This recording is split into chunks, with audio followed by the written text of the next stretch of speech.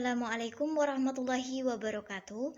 Perkenalkan, nama saya Nur Ainin Yulia Yanara dengan NIM 17031016, jurusan Pendidikan Matematika Fakultas Keguruan dan Ilmu Pendidikan Universitas Islam Darul Ulum Lamongan. Di sini saya akan mempresentasikan bab 2 saya yang merupakan salah satu tugas dari mata kuliah Seminar Pendidikan Matematika yang diampu oleh Bapak Ali Sodikin MPD. Langsung saja pada bab 2 saya mengenai berpikir divergen dalam pemecahan open-ended problem yang ditinjau dari kecemasan matematik. Pada bab 2, di sini poin pertama adalah landasan teori dari berpikir divergen. Pengertian berpikir divergen. Runco menyatakan bahwa berpikir divergen mengarah kepada berpikir kreatif, sedangkan Ni et al.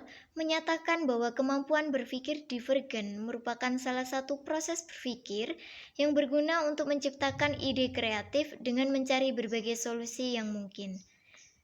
Dan menurut Prayitno, di sini berpikir divergen itu digunakan untuk memunculkan gagasan kreatif dengan mengeksplorasi solusi permasalahan.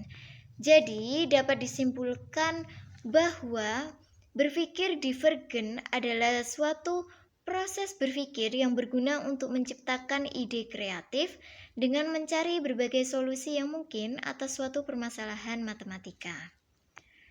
Kemudian, komponen dan indikator dari berpikir divergen. Ada 4 dimensi dalam berpikir divergen menurut Cohean dan Swerdrich, yaitu kefasihan atau fluensi adalah kemampuan untuk menghasilkan banyak ide-ide yang relevan dengan masalah. Fleksibilitas atau flexibility adalah kemampuan untuk menghasilkan perspektif baru dari berbagai sudut pandang. Originalitas atau originality adalah kemampuan untuk menghasilkan ide-ide baru dan berbeda, tidak seperti yang dipikirkan oleh orang lain. Kemudian yang terakhir yaitu elaborasi atau elaboration, kemampuan menambahkan aneka kekayaan atau sebuah detail dalam penjelasan lisan atau tampilan bergambar. Lanjut, pada komponen berpikir divergen yang pertama adalah kelancaran berpikir atau fluency of thinking. Kelancaran yang dimaksud sebagai kemampuan untuk mengemukakan banyak gagasan pemecahan terhadap suatu masalah. Nah, siswa yang rasa ingin tahunya kuat dapat menghasilkan gagasan-gagasan atau jawaban-jawaban pemecahan masalah dengan lancar. Kemudian, komponen berpikir yang kedua adalah keluasan berpikir atau flexibility of thinking. Ini didefinisikan sebagai kemampuan untuk membuat transformasi, menafsirkan ulang, membuat definisi lain. Hal ini tentu juga menuntut daya imajinasi dari siswa. Siswa yang mampu menghasilkan gagasan atau pertanyaan yang bervariasi, ini dapat melihat suatu masalah dengan sudut pandang yang berbeda-beda, mampu mengubah cara pendekatan atau cara pemikiran dari siswa itu sendiri.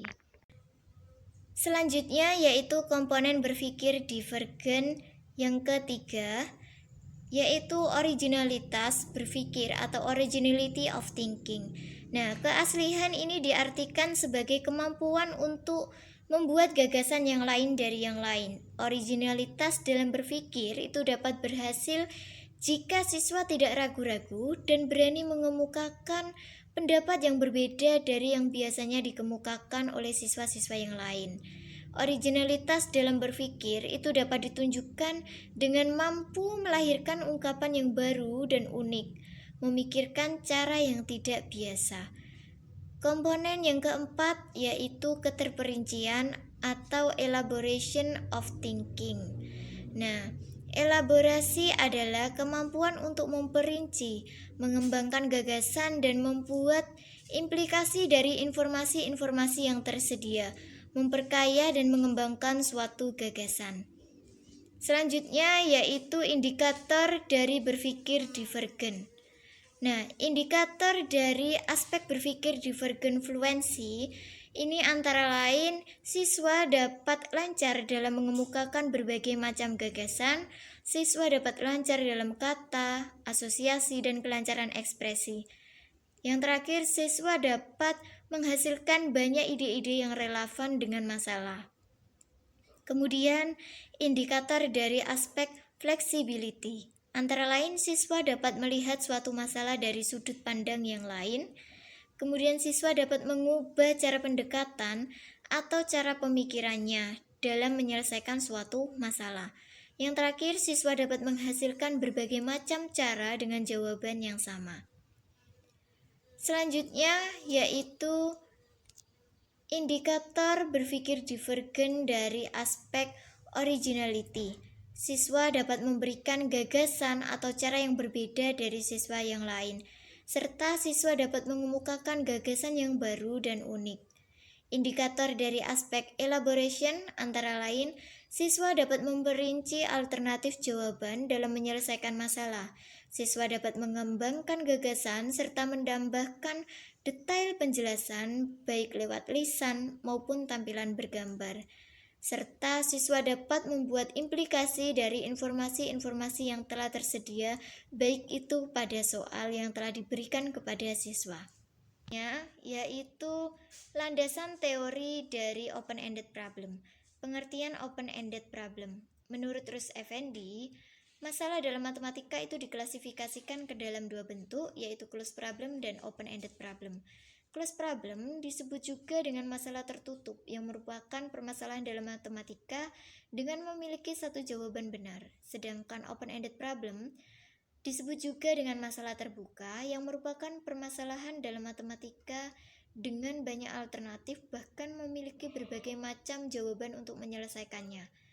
Masalah open-ended adalah masalah matematika yang dirancang agar soal tersebut memiliki banyak alternatif jawaban dan cara penyelesaiannya. Kemudian, kelebihan dan kelemahan dari open-ended problem. Kelebihannya antara lain, siswa memiliki kesempatan untuk berpartisipasi secara lebih aktif serta memungkinkan untuk mengekspresikan idenya. Selanjutnya, siswa memiliki kesempatan lebih banyak menerapkan pengetahuan serta keterampilan matematika yang mereka miliki. Siswa dari kelompok lemah sekalipun itu tetap memiliki kesempatan untuk mengekspresikan penyelesaian masalah yang diberikan dengan cara mereka sendiri. Kemudian siswa terdorong untuk membiasakan diri memberikan bukti atas jawaban yang mereka berikan. Dan yang terakhir, siswa memiliki banyak pengalaman baik melalui temuan mereka sendiri maupun temannya dalam menjawab permasalahan. Kemudian yaitu kelemahan dari open-ended. Sulit membuat atau menyajikan masalah secara sempurna. Seringkali siswa menghadapi kesulitan untuk memahami bagaimana cara merespon atau menjawab permasalahan yang diberikan. Selanjutnya, karena jawabannya bersifat bebas, maka siswa kelompok pandai itu seringkali merasa cemas bahwa jawabannya akan tidak memuaskan bagi mereka. Dan yang terakhir yaitu terdapat kecenderungan bahwa siswa merasa kegiatan belajar mereka tidak menyenangkan. Karena apa? Karena mereka merasa kesulitan dalam mengajukan kesimpulan secara tepat dan jelas. Selanjutnya yaitu landasan teori dari kecemasan matematik. Pengertian kecemasan matematik. Kecemasan matematik didefinisikan sebagai perasaan ketegangan, cemas, atau ketakutan yang mengganggu kinerja matematika. Hal ini menurut Ashcraft sebagaimana yang dikutip oleh Anita pada tahun 2013. Sedangkan kecemasan matematik yang merupakan suatu sikap tegang dan cemas yang muncul ketika seseorang bekerja dengan angka atau masalah matematika, baik dalam situasi biasa maupun akademik, ini menurut Richardson dan Swin. Kemudian yang terakhir menurut Ashcraft pada tahun 2002. Orang yang memiliki kecemasan matematik tinggi itu cenderung menghindari matematika. Selanjutnya yaitu aspek dan indikator dari kecemasan matematik. Kecemasan matematik sendiri ini dibagi menjadi 3 aspek, yaitu aspek attitude, kognitif, dan somatik. Nah, ini menurut Kavanagh dan Sparrow pada tahun 2010. Aspek attitude itu menggambarkan kecemasan matematik berdasarkan sikap atau pandangan seseorang terhadap matematika. Ciri-cirinya yaitu tindakan melekat atau ketergantungan, menghindar, dan terguncang. Sedangkan aspek kognitif ini menggambarkan kecemasan seseorang terhadap matematika itu berdasarkan kemampuan pemecahan masalah matematika.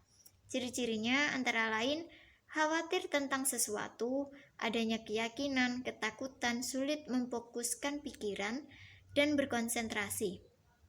Dan yang terakhir yaitu aspek somatik. Ini menggambarkan kecemasan seseorang secara fisik ketika berinteraksi dengan matematika. Ciri-cirinya yaitu mengalami kecemasan secara fisik, antara lain gugup, gelisah, anggota tubuh berkeringat, bergetar atau gemetar, mulut atau kerongkongan terasa kering, sulit berbicara, sulit bernafas, jantung berdebar atau berdetak kencang, kemudian merasa lemas, pusing, selalu buang air kecil, mati rasa, dan adanya perasaan sensitif. Indikator kecemasan matematik. Indikator dari aspek kognitif antara lain rasa percaya diri siswa dalam pemecahan masalah matematika, konsentrasi siswa dalam menyelesaikan soal-soal matematika, teringat kegagalan sebelumnya dalam pemecahan masalah matematika, berpikir dengan jelas atau jernih, kemudian siswa merasa lupa materi secara tiba-tiba, merasa frustasi atau putus asa, kebingungan siswa, kadang siswa juga mengalami blank atau pikiran kosong secara tiba-tiba. Dan yang terakhir yaitu perasaan khawatir yang ada pada diri siswa. Indikator yang selanjutnya yaitu indikator dari aspek somatik. Nah, di sini siswa mengalami gangguan seperti merasa tidak nyaman atau gelisah, gemetar dan lemas, berkeringat dingin, susah bernapas, jantung berdenyut dengan cepat, rasa tegang dan cemas, dan yang terakhir yaitu mengalami sakit kepala. Dan indikator yang terakhir yaitu indikator dari aspek attitude atau sikap.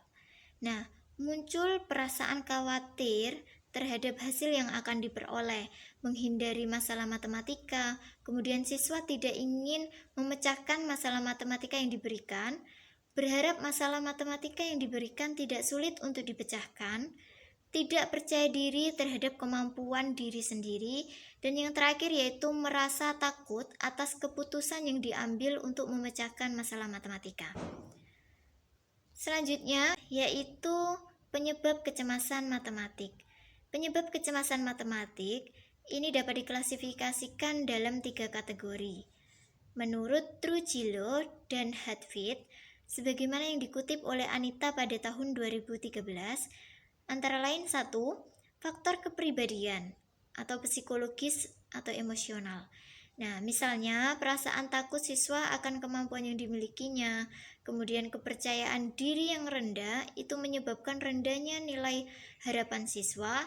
Selanjutnya, motivasi diri siswa yang rendah dan sejarah emosional seperti pengalaman yang tidak menyenangkan di masa lalu yang tentunya berhubungan dengan matematika yang akibatnya menimbulkan trauma pada diri siswa. Yang kedua, faktor lingkungan atau sosial, misalnya kondisi saat proses belajar yang mengajar di kelas yang tegang. Nah, ini diakibatkan oleh cara mengajar, model dan metode mengajar guru matematika.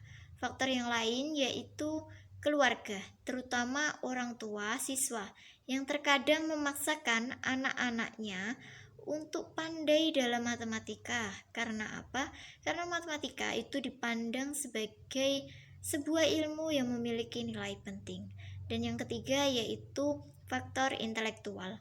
Faktor intelektual ini terdiri atas pengaruh yang bersifat kognitif, yaitu lebih mengarah pada bakat dan tingkat kecerdasan yang dimiliki oleh siswa. Selanjutnya yaitu penelitian yang relevan. Penelitian terdahulu yang relevan terkait dengan penelitian ini adalah penelitian yang dilakukan oleh Ning Sulfi Farida dan Nani Ratnaningsih pada tahun 2019 yang berjudul Analisis Kemampuan Berpikir Divergen Siswa dalam Menyelesaikan Masalah Open-Ended. Nah, fokus penelitian ini untuk menganalisis jenis kesalahan menurut Castellon dalam menyelesaikan masalah open-ended yang ditinjau dari kemampuan berpikir divergen.